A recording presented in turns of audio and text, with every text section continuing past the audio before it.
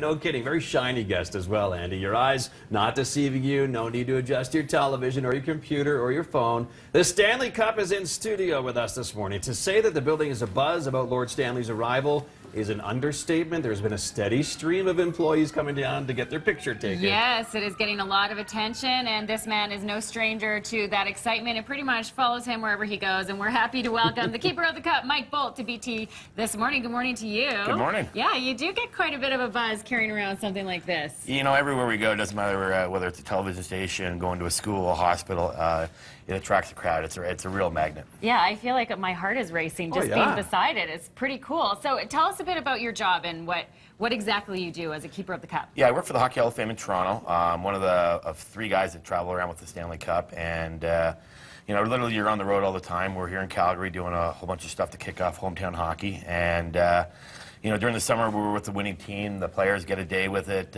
wherever they happen to live in the world. And hockey's such an international game. We're not just in Canada, the United States, but we can be in Finland, Sweden, Russia, Slovakia, just to name a few countries. What's the most remote location that you've been to with the cup? Be probably somewhere in Russia, whether it's Siberia, like Omsk, Russia, or Magnitogorsk, Russia, where Malkin's from. One of the most unique spots we've ever been, not with the player, but with the NHL and the Hall of Fame.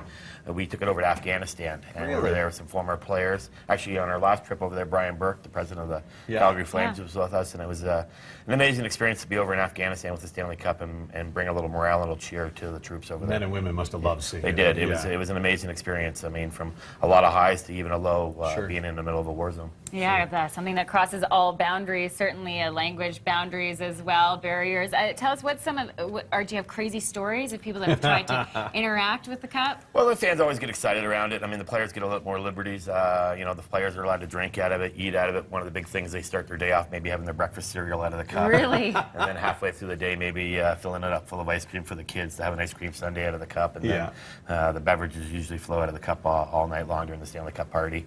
And then some of the cool things the guys will do, they'll take it golfing, put it in the golf cart, put it on the tee box when they're about to tee off, to go up on top of mountains to get a great scenic shot, that kind of thing.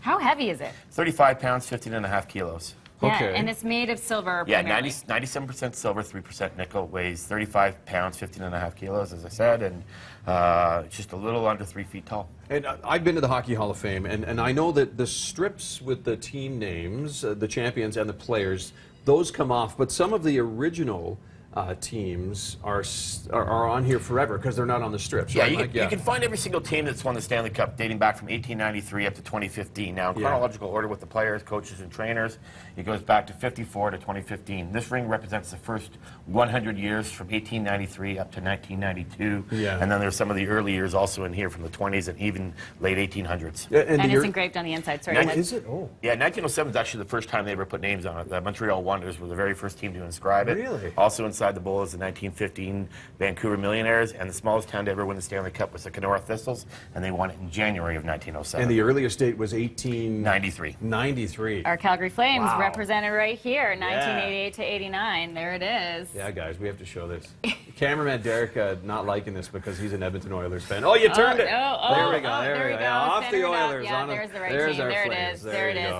Now, you can actually have the opportunity to get your picture taken with the Stanley Cup, but it's kind of fun. You kind of got to work for it. It's a scavenger hunt, Ted. Yeah, so, okay, the Stanley Cup scavenger hunt starts right now, and we're giving you clue number 1. So this is the clue to start things off. Look up, way, way up. This Calgary structure is way taller than the Stanley Cup, 213.28 times taller than the Stanley Cup, to be exact. So clue number 1, look up, way, way up. This Calgary structure, way taller than the Stanley Cup itself, 213.28 times as tall. You do a little math. Yeah. And then what you do is you find the Hershey Stanley Cup display to claim your prize, get to the next clue. If you think you know where to go, head there starting at 9 a.m. That's when the scavenger hunt begins. And we will be releasing more clues throughout the day on Twitter, so be sure to follow us. At BT Calgary's, where you can find us on Twitter for more clues. And don't forget the Stanley Cup playoffs. They start April 13th. All the action on Sportsnet, Hockey Night in Canada, Rogers NHL Game Center live. Yes, all these things. For more information, you can head to our website, breakfasttelevision.ca. Mike, thank you so much for bringing this by, and safe travels to you. Thank you.